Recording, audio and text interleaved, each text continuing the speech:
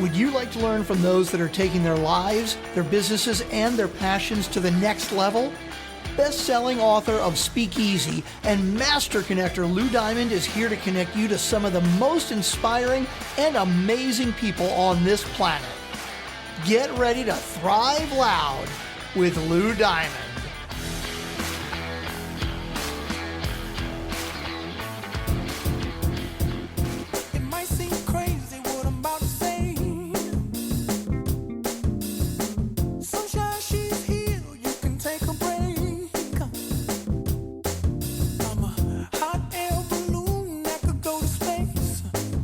Welcome, everyone, to another spectacular episode of Thrive Loud with Lou Diamond, connecting you to the most inspiring and amazing people that are thriving each and every day. I'm your host, Lou Diamond, and today on Thrive Loud, we have speaker, author, leadership expert, known for captivating audiences with his insights on team performance and company culture. His 5 books, 5 books, including his latest, We're All in This Together, have made him a leading voice in the field, while his dynamic and engaging approach has helped so many to thrive. He's a former baseball player and is all about creating a culture of trust, belonging, and performance. Thrive Loud listeners, I bring you Mike Robbins. Mike, welcome to Thrive Loud. Lou, thanks for having me, man. I'm excited to be here. I'm excited to have you. I looked you up a little bit. You played pro ball a little while ago. Fortunately, you weren't on the 2015 Kansas City Royals because I'm a New York Mets fan and you beat them. So it was many years before that, but that's okay. I'm sure you were happy. I was not, but you've had one heck of a career over these last 25 years. So I'd love to do a little rewind. I'd like to understand a little bit about how performance and company culture kind of became your gig. Well, thanks. I played baseball all growing up, got a chance to play in college at Stanford, and then got drafted by the Kansas City Royals out of college back in the mid-90s. So long before the Royals won the World Series in 2015. Sorry about that. I'm actually not a Royals fan for what it's worth, although I'm grateful that they did draft me and I signed with them. I ended up getting injured. I was in the minor leagues. I was a pitcher working my way up trying to get to the big leagues. I got hurt only 3 years into my pro career, which was pretty disappointing. It was devastating.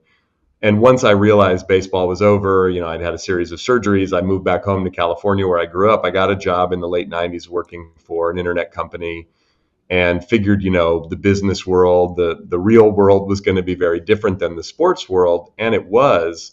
But that very first job that I had, Lou, I realized it was different than sports in so many ways. But one of the things I had become most fascinated by, particularly by the time I got to college and was playing professionally in baseball, was I was fascinated by team dynamics, because it wasn't always the best players that made the best team. Talent was important, but there was this other factor that we called chemistry that was kind of hard to define, but you knew when you had it and you definitely knew when you didn't have it. And it wasn't just some warm, fuzzy, touchy-feely thing. It made us play better. And I realized pretty early on into that very first job, that's a human thing. That's not a sports thing.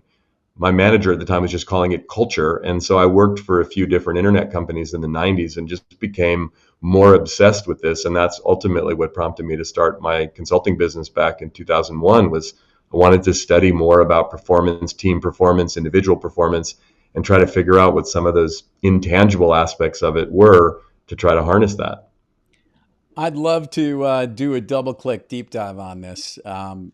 Let's kind of unearth some of the key things you found, or maybe more importantly, what were some of the eyebrow-raising, surprising things that you learned that maybe made a culture or didn't make a culture, or make a culture of trust and belonging? What were some of those traits that you witnessed early on that were surprising to you? Well, first of all, again, talent's important, in a business, having smart people, capable people who can do the job they're tasked to do. Obviously, that's important. But just like in sports, right, you have a bunch of good athletes. It's not always, again, the best sort of compilation of talent that necessarily makes the best team. And that was true both in sports and business. And when I started to really kind of double click on it myself, what I realized, I started looking back at my whole sports career. I was doing some research in the early days and then started to pay attention as I started consulting and really working with teams. There seemed to be a couple of qualities that existed within leaders and teams where people could really thrive, where people did feel that sense of belonging. The first thing that I noticed was that there was always a sense of appreciation. that people really valued each other, distinct from recognition, which is also important and really positive and motivating. But recognition is more about acknowledging performance, kind of reacting to a good job, something being produced or accomplished, whereas appreciation is more about proactively caring about people, valuing people on a human level. So that was one of the things I noticed in the early days and has been foundational to my work for the whole almost 24 years I've been doing this. Mike, do you think that leaders who start companies, and you started in an era where there was a lot of startups happening around you in Northern California, Yes. coming out there, do you think the leaders who create these companies, who, by the way, usually are driven by an idea of a product or a service or an offering, and they're quite Yeah. very specifically focused on maybe solving a certain problem, but not necessarily designed to be an ideal leader? Do you think that Right. leaders are aware of how important these things are? Now, I would argue today they do, but do you think they did back then? And when did all of that start to come together? It's interesting. It's a good question because you're right. I think people are much more aware of it now. That doesn't necessarily mean they're always good at it, but I think there's a lot more awareness going into even starting a company. Of course, the idea, the product, the service, the problem they're trying to solve is often what will drive it. But from the early stages now, I work with, and we work with a lot of startups and founders who are much more mindful and conscious of culture and people right from the jump.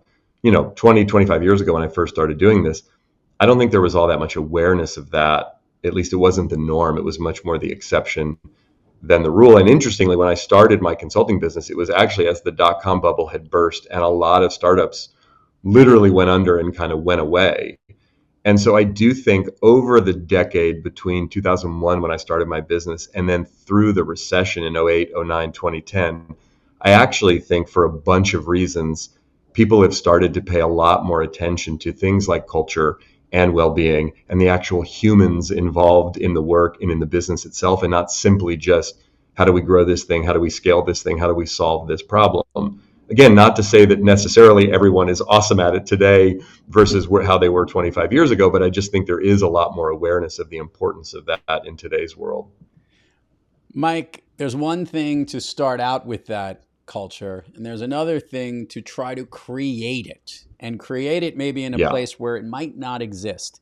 When you work with Yeah. organizations and help getting them to create that sense of trust, belonging, and performing at that peak performance, how do you get them from A to Z? How do you begin to get them to understand the importance of this and when you walk away, have it still kind of be left behind, or that it continues to emanate after you've shown them the importance and the values of this?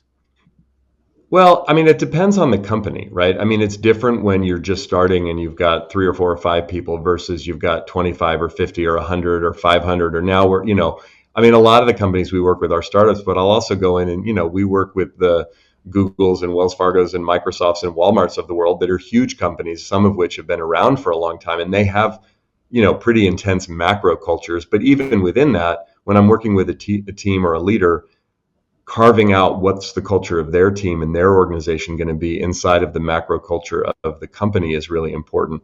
And ultimately what it comes down to, Lou, is there was a book I read years ago that had this really simple concept in it that resonated with me. This is when I first started really doing this work, but it was this idea that things are above the line and below the line. The above the line stuff are more of the mechanics, like what we do. And the below the line stuff is more of the psychology or the culture, kind of how we feel, a lot of that sort of intangible stuff. And the premise of this book at the time that was really looking at peak performance research for teams that, they'd been looking at over the previous decade, they were essentially saying that, 80% of a team's success is a below the line phenomenon. And not only did that resonate with me at the time, thinking of my sports experience and what I was now starting to learn about, teams and leaders and culture, but all these years later, I've seen that play out with so many of the teams and leaders that I've worked with. And so when I say that, when I'm working with a team or working with a leader, look, we're not going to spend anywhere close to 80% of the time on that below the line stuff, but it's how do you bake that into what you already do? Right? One of the questions I often ask is, hey, when's the meeting on trust? When's the meeting on valuing each other and caring about each other? When's the meeting on, creating that sense of group trust or psychological safety? We don't usually have meetings on that. I mean, maybe I come in to do a session or we're at an offsite and we're focused on it, but like that's not going to be part of the day-to-day cadence of work for the most part. So teams that really not only create this kind of culture, but nurture it over time have a way of baking it into what they do. Because if not, it's like any relationship, it's not going to just thrive on its own. It actually has to be nurtured. Yeah. I've seen this performed well in meetings. And I want to state this because we probably would argue, and listeners would agree with me, that we probably have too many meetings. And unfortunately today, Yes. because of a lot of the hybrid or virtual ways that we work, we're not always in the same room every day of the Right. week. And I think that has created a certain importance for us to focus on how we can be better connected. And I would argue the best companies are the ones that display that sense of trust, belonging, and togetherness and connectedness in every single meeting and every single touch point they have together. A sense of appreciation at the beginning, thanking everyone for what they're doing, ending the meeting with gratitude. And if you think about it, you leave every group interaction, every group meeting, or even a one-on-one meeting with this sense of appreciation. And I think if that happens, because those are the touch points, it filters through all the communications. It filters through even email communications or whatever internal messaging services people are using when they're communicating intraday. I think that is something that it's also a chance for people to see leaders. I guess to your point, that becomes the meeting of trust. That every meeting is one of those. Is that something under your in your bailiwick that you agree with? Absolutely. I think ritualizing some of those things, like we have to be mindful of the pace and cadence of work and life, right? Things are moving fast. Emails and Slack messages are coming in and out. We're jumping on Zoom meetings or in-person meetings or hybrid meetings or whatever it is. And it can be tricky. However, to your point, if we bake that into what we do, and it's part of the sort of protocol, if you will, of the meeting culture. And most companies and most people I talk to, there's too many meetings. It's all day, every day. And again, I think over the last few years, as we've moved into this hybrid, work from anywhere mode, which does have some real benefits. The challenge is we're click, click, click, click from meeting to meeting to meeting, as opposed to, again, in the old days, so to speak, if we're all working in the same physical location or everyone is working on site, whether the company's so big that there's many locations around the country, around the world, there is kind of a baked in human connection component. We're walking to the meeting, we're leaving the meeting, we're bumping into each other in the cafeteria or in the parking lot. And those things, while superficial in some ways, I think we've learned over the last few years, they actually go a long way into building our connections and our relationships with each other. That said, the nature of how we work today, we have to be that much more intentional about it. So even if it's just literally 90 seconds on the front or the back end of a one-on-one meeting or a group meeting, where someone is responsible for, hey, let's take a moment to actually be present right here with each other.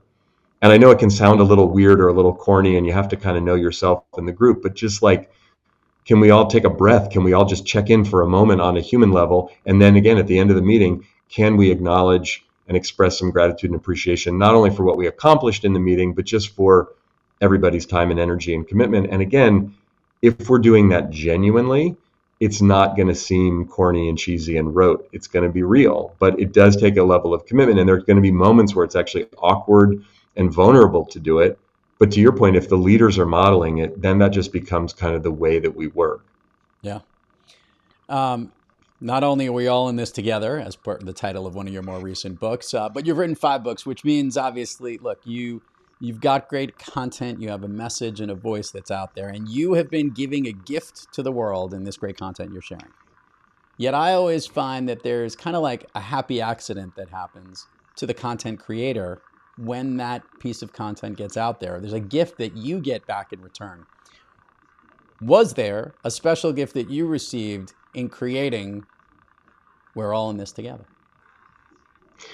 Well, it's funny you say that because it came about in an interesting way. I wrote a book called Bring Your Whole Self to Work that came out in 2018. And I was done with that book. It was my 4th book. And you know this from writing books. It's a pretty big endeavor to write a book and put a book out in the world. And I was done. I was ready to take a few years off in between. And I got this literal download like a month after the book came out, which was weird. It never happened to me quite like this. Like this voice just showed up in my head that said, you have to write another book right now. It's got to come out in 2020. It's called We're All in This Together. And I was like, you would have thought I was a crazy person if you saw me have this happening, because I was like talking to whatever voice where it was coming from. Please leave me alone. I'm not going to write another book. I'm sure my wife is not on board with this, nor are my children. This is not happening. But it wouldn't leave me alone, Lou, for like 3 weeks. And finally, I talked to my agent. I pitched the idea to her. She pitched it to the publisher. They were interested, and it sort of started to happen. I write the book in 2019, finish the manuscript. It's scheduled to come out in April of 2020. Of course, I had no idea, and like none of us had any idea the pandemic was going to happen and take over the world. But what I say all of this because that phrase and the concept of all of us being in it together was both really challenged, but also super important, especially in the first few months and even first year or two as we were making our way through the pandemic. And it taught me a lot. It challenged me a lot. And I ended up being incredibly grateful because I got to have a lot of conversations about my work and my research, but about how do we actually operate through this bizarre, unprecedented time none of us are prepared for, and try to still stay connected to each other, which, was challenging then. It's even challenging now, although we're on the other side of the pandemic, thankfully.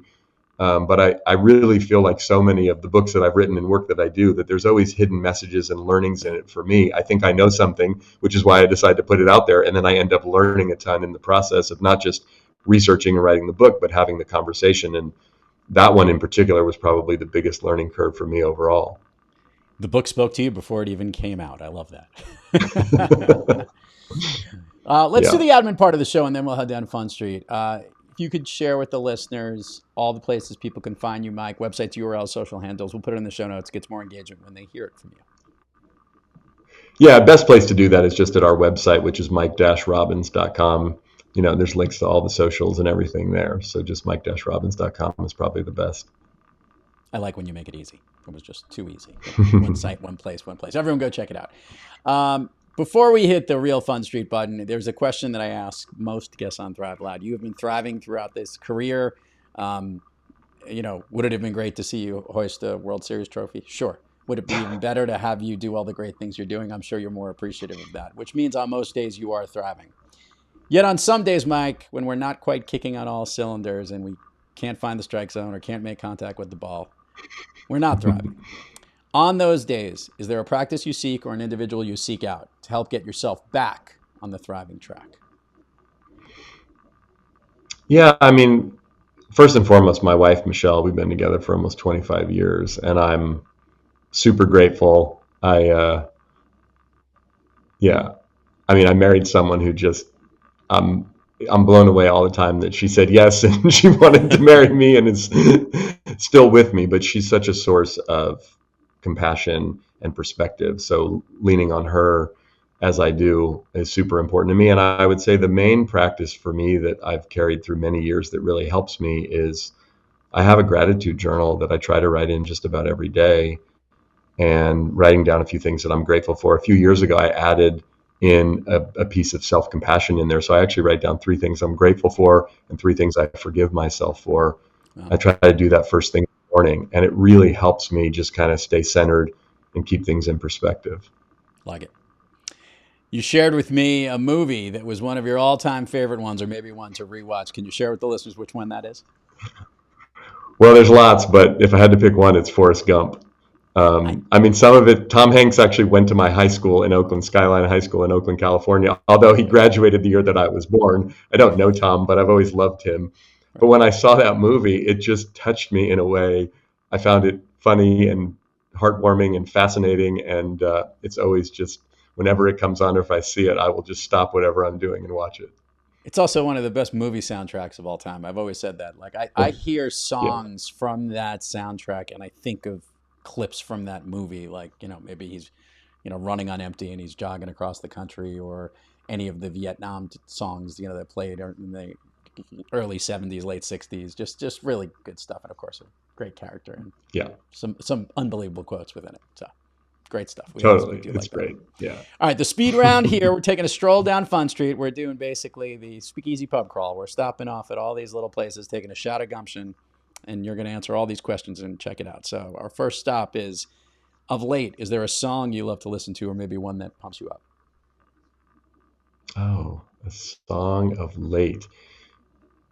You know, it's interesting. I just started kind of re-listening to the song Happy by Pharrell, which I listened to. It was like 10 years ago and we couldn't get enough of it, but it's just started to come back up on my playlist and it gets me excited and happy. Favorite food that is not a dessert? Oh, Mexican food. Any kind of Mexican food, but a burrito with some good chips and guac will fire me up anytime. I always love the Californians. They're always going with Tex-Mex, Cal-Mex food. Right. A favorite dessert? Chocolate chip cookies. Okay. That's my go-to. I could have chocolate chip cookies anytime, any place, you name it. I'm down. Are you a soft, gooey kind of chocolate chip person or a hard, crispy? What's your take on those? You know, I like both for different reasons, but if I had to pick, it'd be the soft gooey. Yeah. I'm more solid. I need it solidified. My wife will have the ones that are literally melting as you're getting them off. Right. Like, chocolate is... My wife just eats the cookie dough before we can even make the cookie, so there's that. But That's awesome. An activity you wish you did more of? Yoga. An activity you wish you did less of? Email. A new activity, relatively new to you, that you've recently tried, you like so much you want to tell everybody else to try? Oh, pickleball. I know it's like so corny and cliched, but I really do like some pickleball. There's nothing corny and cliche about pickleball. It's a badass sport. Getting more people to play. I play it like every other morning. Yeah.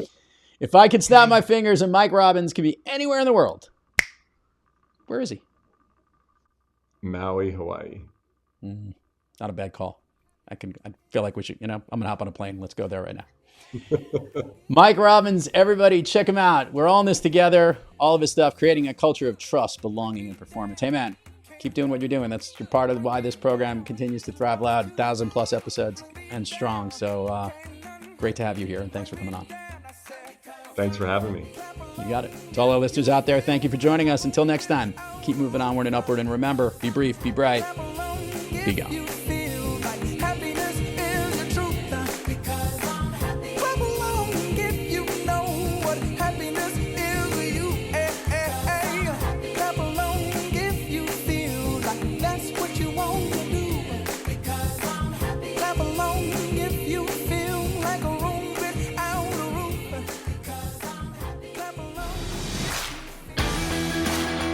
You've been listening to Thrive Loud with your host, Lou Diamond. Check us out on the web at thriveloud.com and follow us on Instagram, LinkedIn, Twitter, and Facebook at Thrive Loud.